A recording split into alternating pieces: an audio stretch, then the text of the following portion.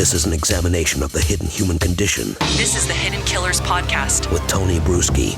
Is there something fishy going on around the Heuermann household now that Rex is away in jail? That's a question that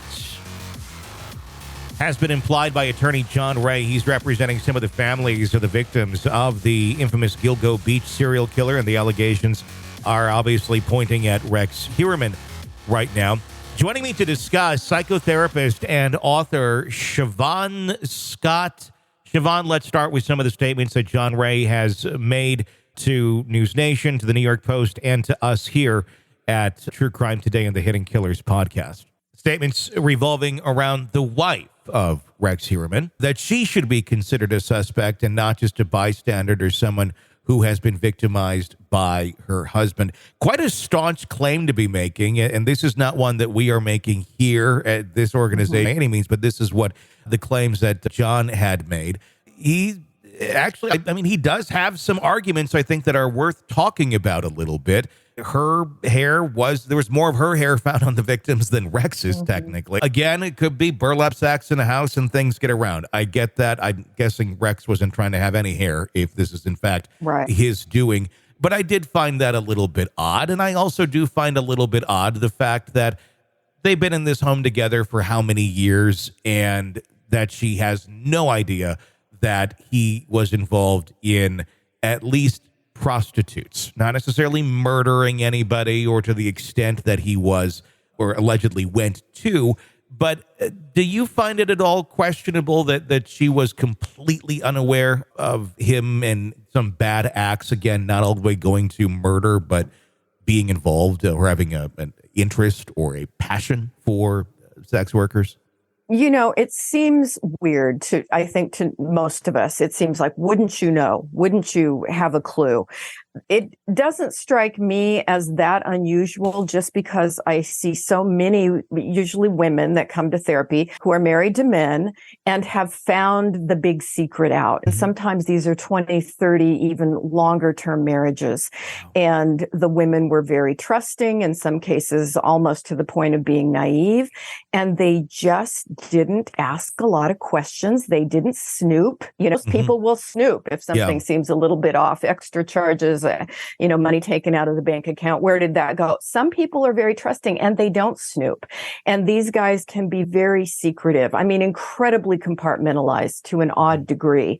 And they just don't know. And so I see that happen enough in things that are more benign, like the guy's just going out to strip clubs all the time and telling her he's playing golf or whatever, and she believes it, So people can be incredibly good at deception. And I hate to, imply that it's because she knew or was in on it or whatever. Now she may, and it may turn out that this allegation is true, that she was aware that women even came to the home or whatever, but it can go either way. And neither one would seem bizarre to me, that it certainly could have gone either way.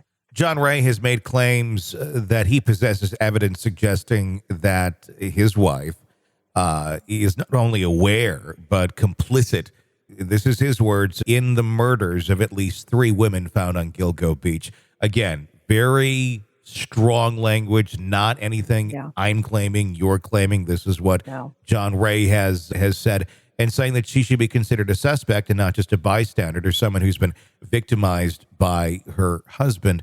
Again, very strong statements to be making. The police have ruled her out initially. That's what they said. And they also claim that she was not in town at the time of some of the murders. Right. But that does seem to be the only, alibi, I guess, that we've heard so far, that in all of these years, she was out of town on the times when he was doing this. Is that strong? Or do you feel, and from experience, do you think that law enforcement has already taken a deep dive into her, and that's why she is where she is today and she's not been arrested, because they've already looked at all of these things? And is this an attorney making very extreme claims? It seems to me that it's the extreme claims, and who knows what the motivations are for that. It's odd because, additionally, if law enforcement thought had any inkling that she was involved in it, I think they would be coming down really hard on her. And that certainly hasn't happened. They would be trying to get every bit of information out of her that they could. And the last interview I saw with her, which was some days ago, but she said they hadn't even talked with her. She wasn't being investigated at all. Yeah. And so it doesn't seem like that's a credible idea. Which I find to be incredibly crazy. How would you not be sitting down and having conversations by now with the woman who lived in this very house of horrors with the children? I understand one has a learning disability or some cognitive disabilities. There may be something there where you may not have the best of conversations or get information, but there is the other daughter. How? Well, I mean, this just seems like a complete dereliction of duty, if you will, if you're not already sitting down, unless are they doing this on purpose of, let's just watch, let's put her back in the natural environment, and she's not going anywhere. I'm sure they got eyes on her just to see if she incriminates herself in some way, shape, or form, or does not, because she has nothing to incriminate herself with. Could it be that as to why there doesn't seem to have been very much scrutiny put on her at this point? Yeah, it seems counterintuitive, right? It doesn't make sense. It seems like you'd be bringing her and the kids in for, long conversations about what has been his pattern. What have they noticed? Have there ever been suspicious things going on? And if those conversations haven't happened, we can only speculate about why, but it does seem odd. It does.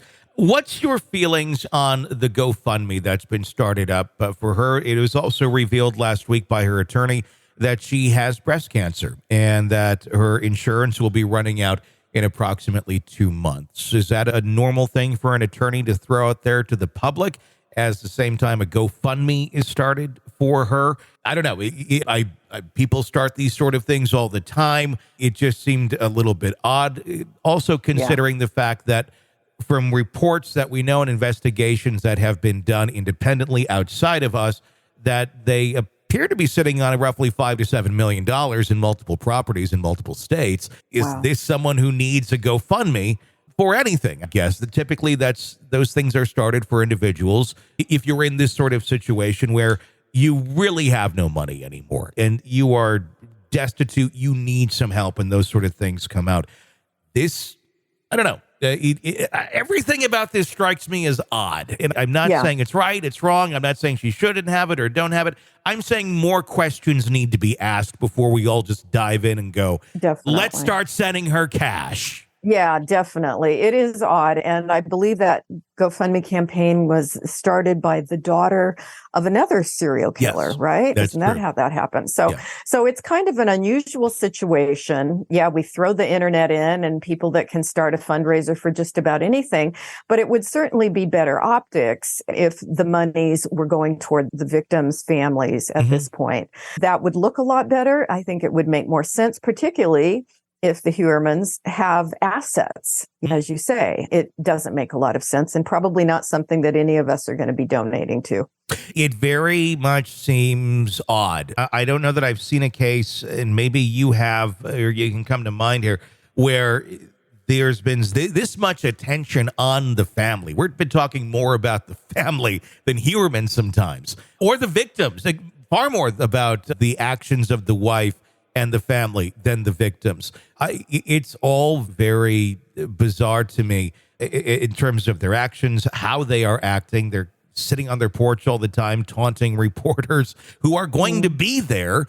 It's almost as if they're seeking out attention while at the same time not seeking out attention. And then there's the money that's being asked for. And I know she didn't set it up. It was set up by someone else. But if you don't want it, of course, you could say, no, thank you. Right. I don't know. There just seems to be a lot going on here. But again, I've never been in a situation where my spouse has been accused of being a serial killer either. Yeah. I could imagine it's not the most organized time in one's life. No, it's got to just be devastating. And I feel for the lady. I mean, she may be a bit of an odd duck, who knows at this point, but this is just a nightmare, and definitely for those kids who did not ask to be in this situation at all. It's just really sad for them. There's been some articles comparing Heuermann to Ed Kemper. As we always see with any serial killer, they try to look back and go, who do you remind me of? Right. When you look at this case, does the allegations against Rex remind you of any other killers from the past? And obviously, you've written a book on it of mass killers. What's your thoughts when you hear about the Rex story? Did it bring back any thoughts of anyone else? I think it's more the classic serial killer rather than Ed Kemper. Ed Kemper was really kind of in a category of his own. Yep. Other than the physical size, certainly he's a big, scary looking guy, Ed Kemper was. This is more typical, the prostitute kind of, you go for the women who are easy to get, the low hanging fruit. And I think that's something that we see over and over again. The women in most danger are sex workers, because they're typically not missed. It actually makes me think more of Sam Little, who went around the country, but he did victimize 100% prostitutes and women he picked up in bars. And he got away with it for so long, not because he was necessarily a criminal genius, but because the women weren't considered really valued people in society. And so they weren't putting tons of energy into finding, the perpetrator. And that's really what came to mind for me, was someone more like Sam Little. Do you think that's also why the focus overall has been far more on Heuermann and his family than the victims in this case? Because we are talking about alleged sex workers. And people don't like to talk about icky things or things that they view as, not, I guess, on the up and up. Yeah. And we still have these, very kind of moralistic views on women who are sex workers. And I think there's an attitude of, well, they asked for it. What did they expect? And if we really delve into their lives and their stories, these are often people who had a lot of problems. They had a lot of trauma in their lives, and that's how they ended up in this situation, and they're deserving of compassion. But the community at large, it's an unpleasant kind of lifestyle. It's an unpleasant topic. And so I think, therefore, the attention goes in other directions. We don't have as much empathy for them as a culture. This is an examination of the hidden human condition This is the Hidden Killers Podcast with Tony Brueski.